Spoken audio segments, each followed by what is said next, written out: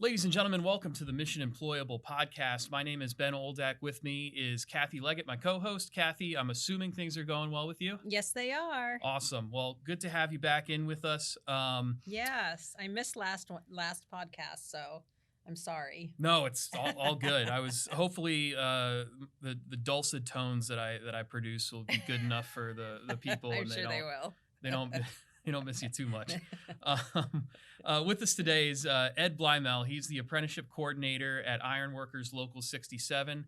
He's going to tell us all about the apprenticeship program that they have going over there, what's worked, what hasn't, all the stuff that goes into running a successful apprenticeship program. And plus, I'm just going to say we're going to learn about ironworking some because I'm going to take it a little on faith that there are people out there like myself who didn't know that much about it. And I've already been chatting with Ed and learning a lot of stuff. So I want us to talk about that too. Yeah, absolutely. So Ed, welcome into the podcast. Thank you. So yeah, first of all, why don't you just kind of give us the heads up and tell us a little bit about what entails ironworking? Okay. So ironwork, we've got a lot of different areas of our trade. We do a lot of reinforcement as far as like rebar, post-tension work. You'll see a lot of that kind of work, downtown or, parking ramps. A lot of those are post-tension.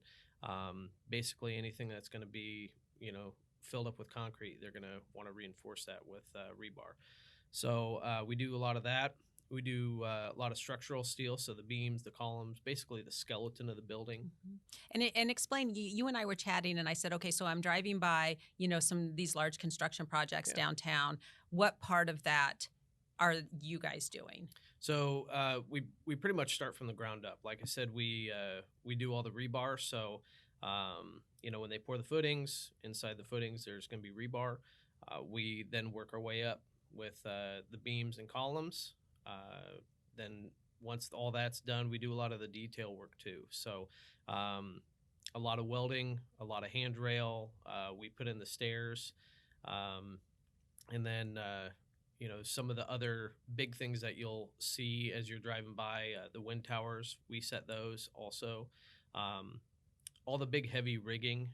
So we're the ones who put the pieces onto the crane, and the crane operator, they're the ones that move it around. Okay. So, and then after they move it into a certain place, then do you guys do the okay? Yep. So that's pretty cool. Yeah, I was actually able to get out to one of your job sites last year and kind of take a look at what you guys do and put together a video about it, which you guys can go watch on our YouTube page at Iowa Workforce Development. And yeah, I mean, we're talking about people sitting up on the, on the beams, 20, 30 feet up, something like that, and setting them all together and everything. So we're going to talk a little bit about the skills that you guys look for apprentices, but like fear of heights, probably not one of the things that you're looking for. That's right. It is. It's something that we do. We're working anywhere from on our knees on the ground to several stories, sometimes even more up in the air. So. But it sounds like there's a bit of variety too to the work you're doing, there is. Right? It's Yep. Yeah. So I think that's awesome. So tell us maybe first also about a little bit about yourself. Okay. I grew up here in Des Moines. I went to high school in West Des Moines. I have a couple kids, wonderful wife. We don't live in Des Moines anymore. We're in Carlisle, but I have done a lot of different things outside of high school. I worked for a distribution company, did some landscaping, went back to school for welding. I worked in a couple shops fabricating and welding, and then I was introduced to ironwork and just kind of fell in love with it. I was going to say, what made you fall in love with ironworking? What was it about that particular field that really got the hooks into you? In all honesty, I just kind of tried it out. It was suggested to me, and I applied.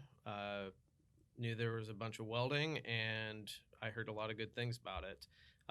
My my ex-father-in-law, he was in the trades, and he always talked very highly about, unions and the benefits that they have. So that was kind of a, enticing thing for me. So Yeah.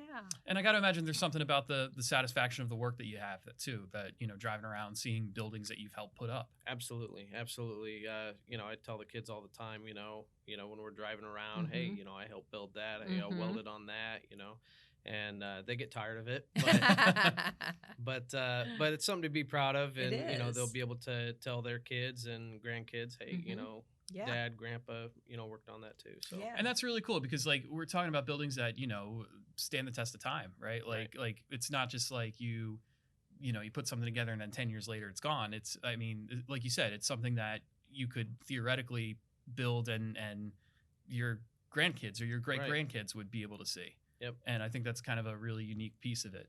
Yeah. So kind of looking forward then, obviously you're all about getting the next generation of iron workers in there with the apprenticeship program. Tell us a little bit about the program and what potential apprentices could look forward to. Yeah.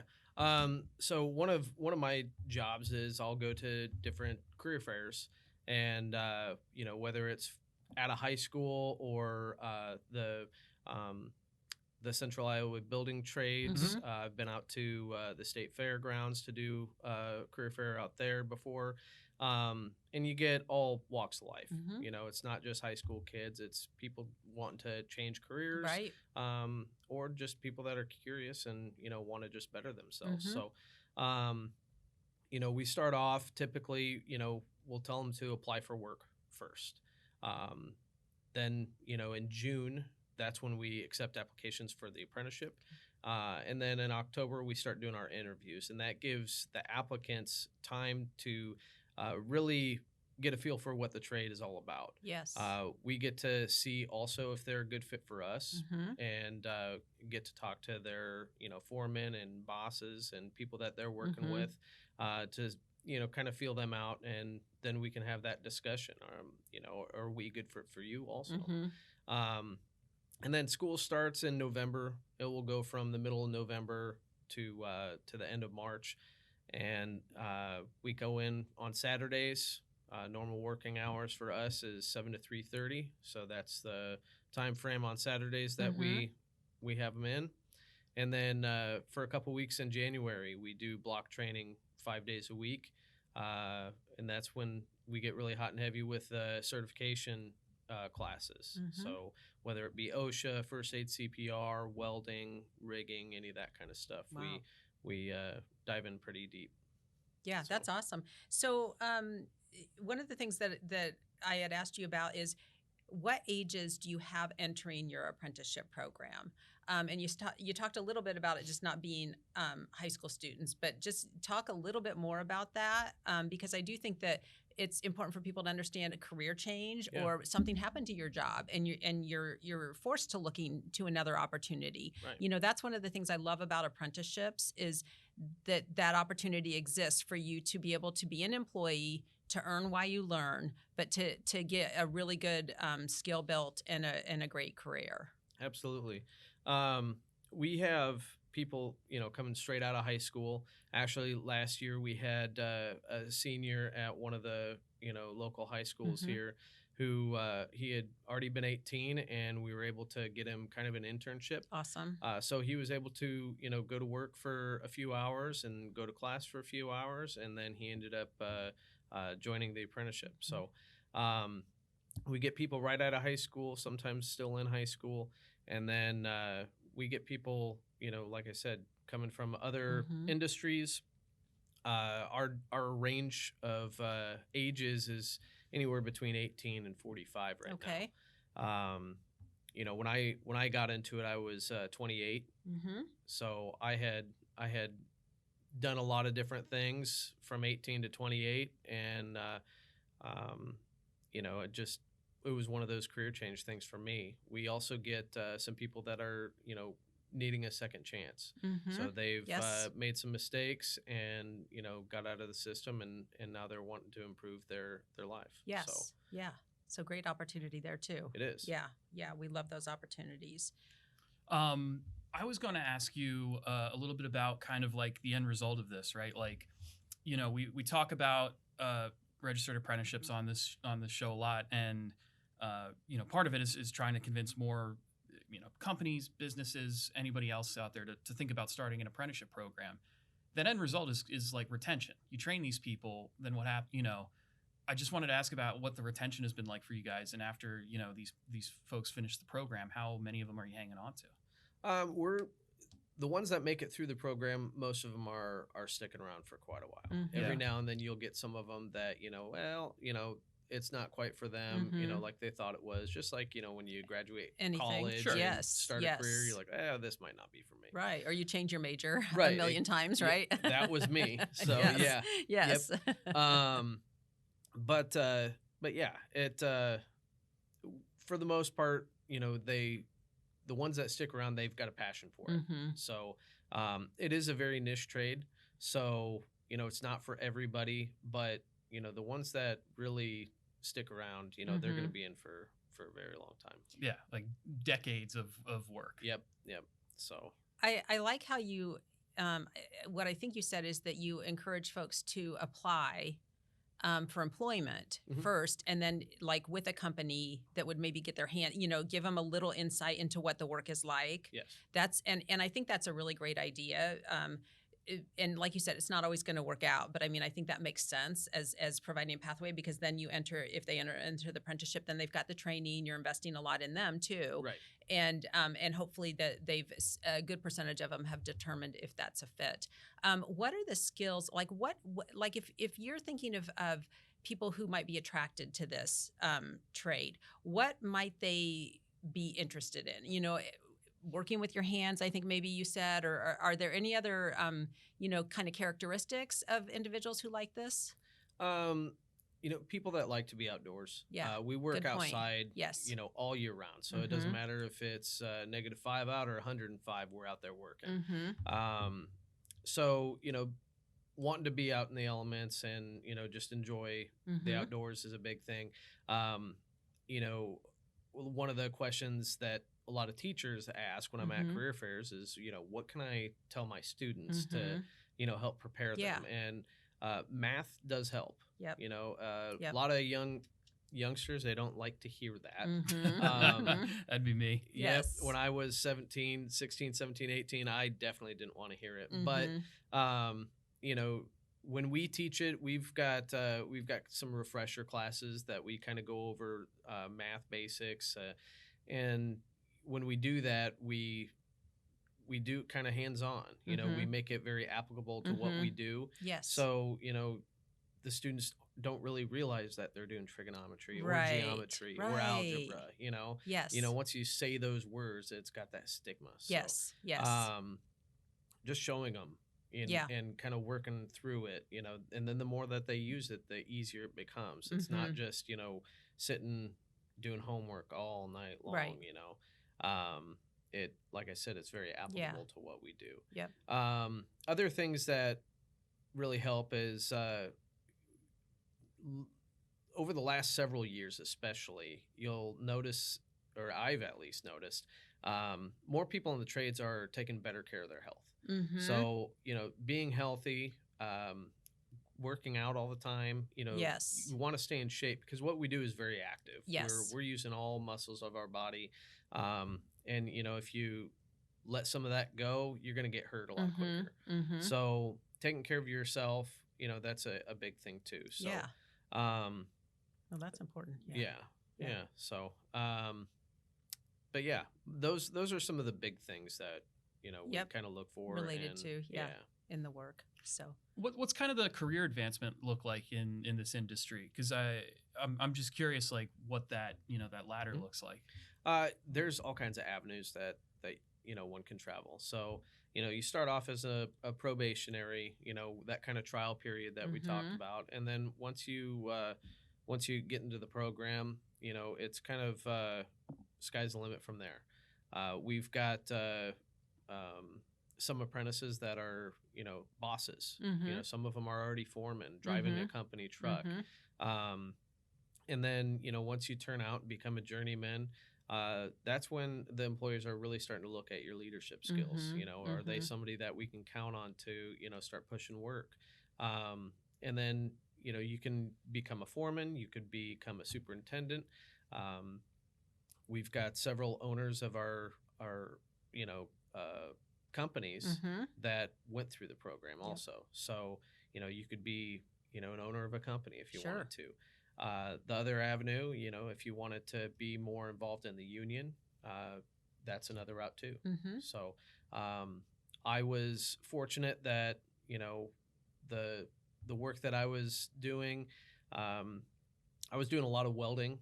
That was kind of one of the big things that I was pretty okay at. Mhm. So, when the opportunity came, the apprenticeship coordinator before me asked if I wanted to be the welding instructor. So I said absolutely. Uh-huh. And, when he ended up moving up, then, they asked if I wanted to take that position. And here I am now. Yes. Yeah.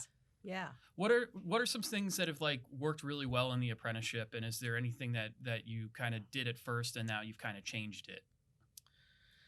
I would say it's always kind of evolving. Yeah. For a long time, it was one of those things you kind of just go to school. They give you the books, you do the homework, you do some hands-on stuff, and that's it. You call it a day. Now, things have changed a lot. We are really looking at all the training and certifications.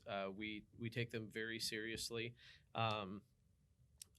Before about 7 or 8 years ago, for example, anybody that got certified for welding, we would have to do the weld tests and then send out the specimens to a third party. They would x-ray them, and then we would get the results. Okay. Within the last 6 years, we became an accredited testing facility so that we can do all that in-house. Very nice. So myself and one of our other members are certified welding inspectors, so we're able to do that Wow. in-house for our members. That's So, cool. Yeah. Just all kinds of different things like that. Mhm. We've got our crew in the apprenticeship are very, very capable, highly trained, Mhm. highly certified to be able to teach a lot of the things that we are teaching the students Yeah. and our members as a whole. Because it's not just the apprenticeship; it's also membership training too. Sure. Sure. Ongoing, Yep. staying updated, things Right. like that, because things change, like They you do. said. Yep. So you want to stay at the top of your craft. Exactly. Yeah. Yep. So, and then I'm not sure that we mentioned, but how long is the apprenticeship program? It's 4 years. Okay. So that's, and in the trades, they kind of range around 4 Yeah, 4 to 6 or something. between 3 to 6. Yeah. It Yep. depends on which Exactly. trade it is. So, yeah. yeah. And so I just always like to share that because it is just like anything else. Even somebody going into a college degree, there's time put in to develop your skill and your craft, and that is the same with all of these. They're very highly skilled, just as you said, and really important jobs in big structures. Like we want them all to know what they're Oh, yeah. doing, right? Absolutely. So it's really a great skill and high quality. Yeah. So Yep. yeah, And you're getting paid that whole time. yes, Exactly. Yeah, Which is that's the Yes. big thing. You say, Yes. oh, it's 4 years of an apprenticeship. But no, it's Yes. 4 years of you getting paid. right. Yes. Right. Yes. Yep. Exactly. You're going to school on Saturdays and you're working Monday through Friday. Yeah. So Yeah, when I went to college, I didn't have that luxury. right, So, right. student Right. loans and all that, Yes. with our apprenticeship, there's one small fee and Mhm. you only pay that once for the 4 years. And it's basically free education Yeah. from there. It's a great opportunity for Yeah. people. So For sure. If people want to get involved, if they hear about it and they're like, hey, I think that could be good for me or someone that I know, what's the best way to get in touch with your apprenticeship program? So they can give me a call, or if they wanted to stop down at the hall. Okay. Our Union Hall is at 1501 East Aurora, Okay. just off of East 14th. Okay. Our apprenticeship is not far from there. It's about 5 minutes from there. But other than that, yeah, give me a call. And is there a certain, like, if they Google Iron Workers 67. Yep. What are they going to find your? Yep. Okay. They can go Okay. to ironworkerslocal67.com. Okay. Just looking, because also I want to encourage schools. We have teachers, CTE teachers. If you're hearing this and this is something that you would like to learn more about for your students, reach out Absolutely. to you. And yeah. One of the big things that we like to do is have students come and visit us. That's great. I've got a group of students from Northern Iowa that are going to be visiting on Thursday. Awesome. I get students from high schools all over the metro Great. that come in for career visits instead of doing a college visit day. They come and see us. Great. And they still get their, credit for the day. So. That's great, because I think, as you talked, and so many of us meandered on our path to what we ended up doing for a while. Yep. But the more we can let people know about these opportunities, that's one of the biggest things, I think. So many people maybe don't even know this exists. Right. Yes. Yeah. When I was in high school, to be honest, they didn't really do much for the trades. Right. It was, college and military. That was about it. Right. Just in the next month and a half, I've got 9 different career fairs that I'm going to be going to for various high schools, which is wonderful because, had I known about the trades, when I was 17, 18 years old, then, I might have not wasted Opened so other much doors. time, in other areas. So. Yeah. Well, that's good to hear. I do think it's changing, and I think it's taken a lot of efforts, among multiple people, educators. We're working on that. Employers, apprenticeship programs to help get the word out and to change that. So I think that's exciting. Yeah, and we appreciate the plug and all that. Yeah, absolutely. Yeah, thank you. Well, Ed, thank you so much for stopping by the podcast and making the time. We loved having you in, and can't wait to get back with you in a while, see how the program's going. Excellent. Well, thanks for having me. I think it'll be fun, because now when I drive by some of those big buildings, there's one not far from here that's getting put up. That it'll be. It's kind of cool to better understand the role that you guys play. So absolutely. Thanks. Yeah, thank you.